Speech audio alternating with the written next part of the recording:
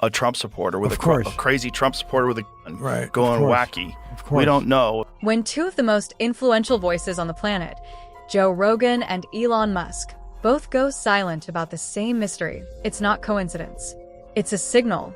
It started as an ordinary podcast, another long, unfiltered conversation between Joe Rogan and his guests. But halfway through that episode, something changed. Rogan's tone dropped, his eyes shifted, and his next words stopped millions of listeners cold. "There's just too much weird stuff about that case," he said. He wasn't ranting, he wasn't joking.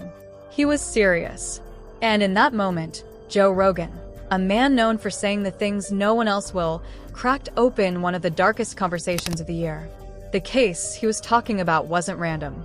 It was the still unsettled death of conservative firebrand Charlie Kirk, the man who built Turning Point USA from a college movement into a political empire. Kirk's sudden killing had shocked his followers, rattled the political world, and raised questions that never seemed to get real answers. Charlie's wasn't random. It was scheduled. But Rogan's words hit differently. He wasn't analyzing headlines or reading from a report. He was reacting from instinct, and his disbelief carried the weight of something deeper. "Too many contradictions. Too many gaps," he said quietly. "It doesn't add up." For months, people had been trying to move on from the tragedy, treating it as a closed case. But in that single podcast moment, Rogan pulled it right back into the spotlight, and this time, he wasn't alone. Hours later, a clip from that podcast began circulating across social media. Out of nowhere, Elon Musk was tagged beneath it. His response came in just 6 words: "The truth cannot be hidden forever." That one sentence detonated across the internet like a bomb. Within hours, millions of people were replaying Rogan's voice, analyzing his tone, zooming in on his face, trying to figure out whether Musk and Rogan were hinting at something they weren't supposed to say out loud.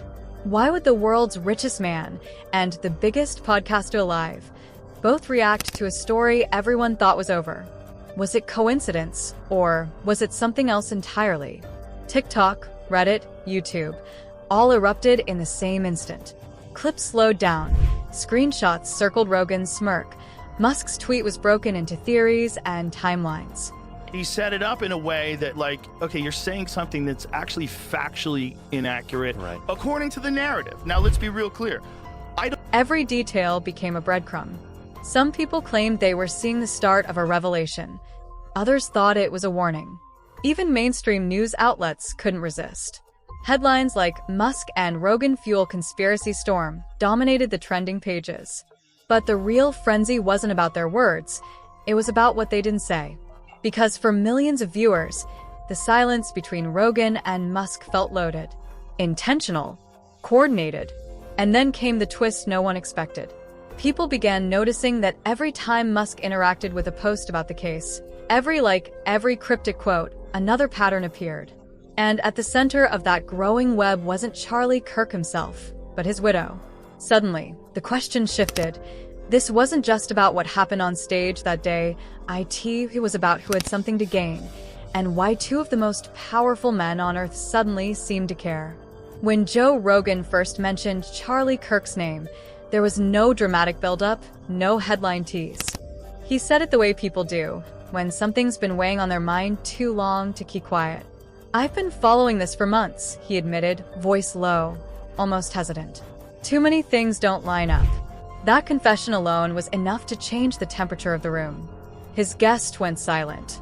The audience watching the live stream leaned closer to their screens. Rogan wasn't gossiping. He was studying the facts out loud, trying to make sense of a story that refused to fit together. Charlie Kirk's death had already been labeled a tragedy, solved and shelved. But Rogan couldn't accept that. The more details he revisited, the stranger they felt. He replayed how the shooter allegedly smuggled in an antique World War I rifle, one that somehow fired multiple clean shots before anyone reacted. He questioned how security missed it, how the shooter slipped away, how witnesses remembered sounds that didn't match the weapon later shown on television. Then came the moment that set off alarms everywhere. "They say he took it apart," Rogan said, raising an eyebrow. "Put it back together? Inside a packed venue? Okay, sure." He leaned back, shaking his head, the sarcasm unmistakable. "Shut that up," he muttered, laughing without humor. It wasn't the words themselves that hit people, it was the disbelief behind them. You could hear it, that tone that says something's off and nobody wants to admit it. Within hours, clips of that rant were all over TikTok and X. Viewers froze frames to read Rogan's expression, counting every pause, every glance off camera. Comment sections filled with theories. That Rogan knew more than he could say, that someone inside had tipped him off, that the weirdness wasn't about the gunman at all. It was about the people standing closest to Charlie. Evil is real, people, and it kind of looks like that. Evil. Evil. Murder is bad. She is evil. And in the middle of that swirl came one image that refused to fade. The moment from Charlie Kirk's own show months before, when he introduced his wife with that familiar pride. "My wife joins us. Erica Kirk, the beautiful, legendary Erica. I love you so much." To Rogan's fans, those old clips suddenly looked different. The love, the admiration, the perfect on-air chemistry, it all took on a tragic edge. Because now the same woman was at the center of every online thread, every whisper of motive and manipulation. Rogan never said her name. He didn't have to. His silence when the topic veered toward the aftermath said everything. That half smile, that deep breath before changing the subject. Viewers saw it as restraint, maybe even fear. By the next morning, Musk's 6-word tweet had fused with Rogan's podcast moment, and the internet did what it always does best: connect the unconnected. They built timelines. They drew arrows between tweets and soundbites. They circled the spaces where Rogan hesitated, and somewhere between fact and theory, a narrative began to take shape. One that suggested the two men weren't speaking randomly, but deliberately. A quiet signal sent from one powerful voice to another, hinting that the official story of Charlie Kirk's death was just a surface layer hiding something much deeper. Was it paranoia? Coincidence? Or was Rogan's unease the first visible crack in a wall that was never meant to break? One thing was clear. The moment Joe Rogan said the word weird, the conversation stopped belonging to him. It belonged to the world, and the world wasn't letting go anytime soon. Elon Musk didn't need a full thread or a press conference to shake the internet. He just posted 6 words and let silence do the rest. The truth cannot be hidden forever. That was all it took. No emojis, no hashtags, no follow-up. Within minutes, screenshots of the post were everywhere, each shared with a different caption. He's confirming it. He knows something. He's trolling again. To Musk's followers, it was classic Elon. Vague, magnetic, impossible to ignore. But this time, the context made it feel heavier. He wasn't replying to a tech story or a Tesla rumor. He was answering a clip about Charlie Kirk's death. News outlets tried to play it safe, calling it coincidence. But online, people started building timelines. They noticed how every like and reply Musk left under related posts seemed deliberate, as if he were guiding attention rather than reacting to it. We can't allow that to happen here. I won't allow that to happen here because this something terrible. A single tap on a Candace Owens post questioning the investigation set off another chain reaction. Theories multiplied overnight. Was Musk quietly aligning with Rogan's suspicions? Was he amplifying voices the mainstream refused to platform? Or was he, as some believed, testing how far the internet's curiosity could stretch before breaking? For days, he said nothing, and somehow, that silence became louder than any statement could have been. Podcastos analyzed his posting hours. Reddit users charted patterns, comparing timestamps between Musk's replies and Rogan's podcast upload. Even language experts got involved, claiming the phrasing, "cannot be hidden," echoed an old tweet Musk once used when discussing government transparency. The question wasn't whether Elon knew something, it was what he wanted people to think he knew. Meanwhile, clips of Rogan's episode kept climbing through the algorithm, blending with Musk's cryptic posts into one massive, unsolvable puzzle. Each time a journalist tried to close the topic, another subtle move reopened it. A liked meme, a half-sentence quote from a SpaceX interview, a comment about truth seekers. And then came the post that reignited everything. Just 3 days after Rogan's podcast went viral, Musk tweeted, "Sometimes silence says it all." No tags. No links. Just that line. Within an hour, Elon and Rogan was trending in 10 countries. Commenters dissected every angle of the phrase. Was he referencing Rogan's quiet pause during the podcast? Was he hinting that both men were under pressure not to speak? It didn't matter what he meant. What mattered was how it felt. Ominous. Coordinated. Intentional. In the eyes of millions, Rogan's disbelief and Musk's minimalism had fused into one haunting narrative, that powerful figures were communicating through absence, through what wasn't being said. The internet thrives on noise, but this story grew in the spaces between it, and every passing day of Musk's silence made the mystery stronger. Because when someone who can reach half the planet with a single post chooses to say almost nothing at all, people listen harder. They read between the pixels. They start to believe the quiet might be the message. And that's when another familiar name stepped into the storm, a voice that never misses the chance to turn whispers into headlines. Candace Owens. By the time Candace Owens spoke, the internet was already burning. All it needed was a spark, and she provided the explosion. She didn't post a thread. She didn't issue a press release. She just went live. "You all need to understand something," she began, voice calm but sharp enough to cut glass. That one line was all it took. Within minutes, her stream filled with tens of thousands of viewers. Her tone wasn't angry. It wasn't even dramatic. It was composed, measured, deliberate. The kind of composure that makes people nervous, like she knows something they don't. Owens didn't accuse anyone outright. She didn't need to. Instead, she spoke in fragments, phrases that hinted at secrets, at files not yet public, at notes and messages that she claimed were too dangerous to reveal. "There are private writings from Charlie that the media refuses to touch," she said. "And when the time comes, they'll speak for themselves."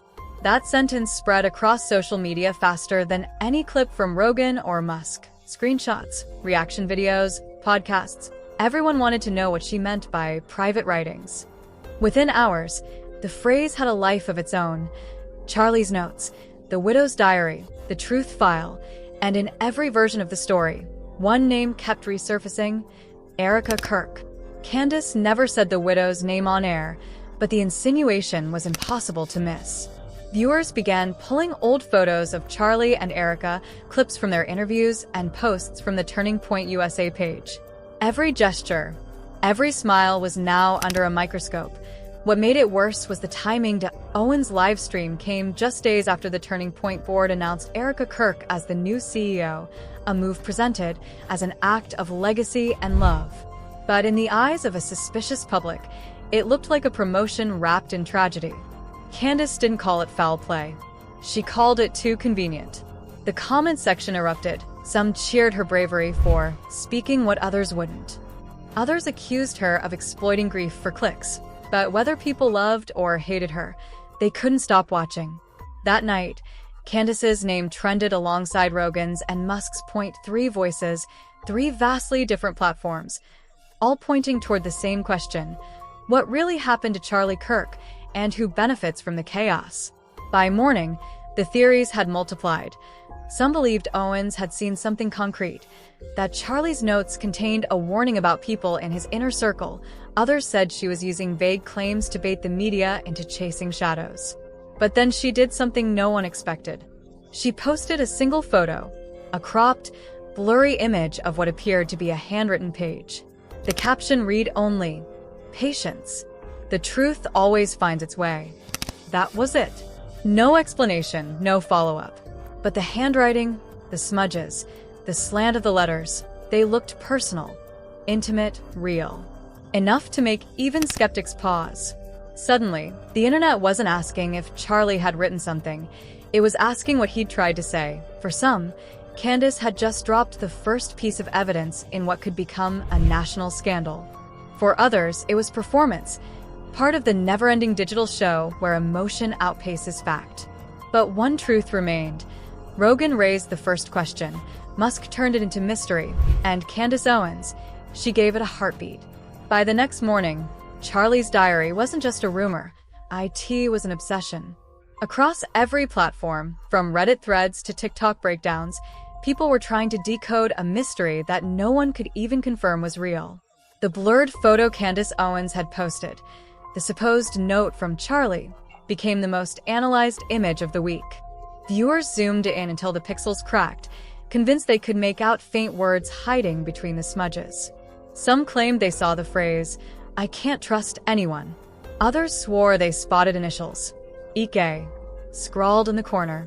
Handwriting experts chimed in, offering contradictory takes. One said it looked genuine, written under stress. Another argued the lighting was wrong, that the page had been edited, cropped to hide its real context.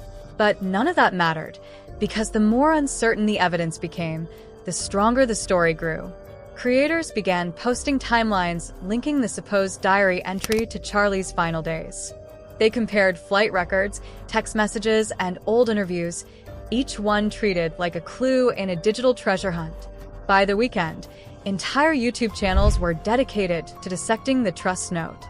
One viral theory claimed the handwriting came from a different page entirely, part of a longer journal entry that had been split apart to craft a new narrative. Another insisted that the page was authentic, a warning left behind for those who refused to see the signs. And through it all, Erica Kirk, Charlie's widow, said nothing, no statements, no interviews, not even a denial. Her silence only made things worse, because in the court of public opinion, silence sounds like confirmation. Then came the replays. Clips from Charlie's final speeches started circulating again, his pauses, his choice of words, even his body language reinterpreted through the new lens of the diary. Viewers slowed down the footage from his last rally, claiming he looked anxious, distracted, as if he knew something was coming. And just like that, a private tragedy had turned into a collective investigation. Every corner of the internet had its own version of the truth. Some saw Charlie as a whistleblower silenced too soon. Others painted Erica as a political opportunist, her promotion framed as evidence of a larger scheme. Still others believed the entire thing was theater, a social experiment engineered by influencers to expose how easily misinformation spreads. The chaos didn't stay online for long. Mainstream outlets began weighing in, some cautiously, others gleefully feeding the spectacle.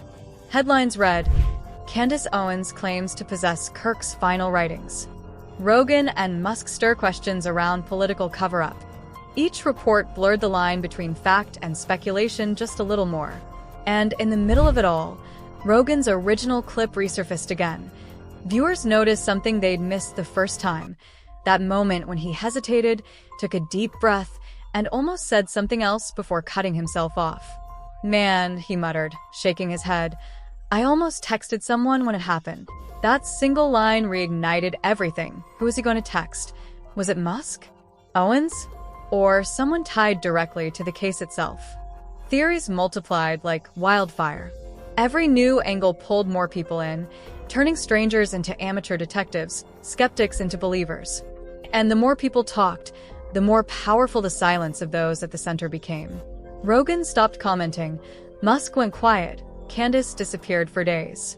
But in their absence, the story only grew louder. Because by now, it wasn't about whether the diary was real. IT was about what it represented, a symbol of mistrust in every institution.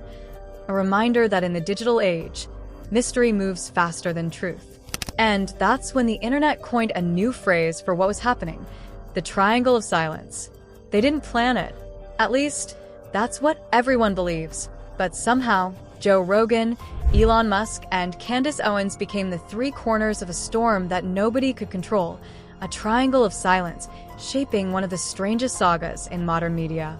By this point, each of them had spoken just enough to ignite curiosity, then vanished when the flames grew too high.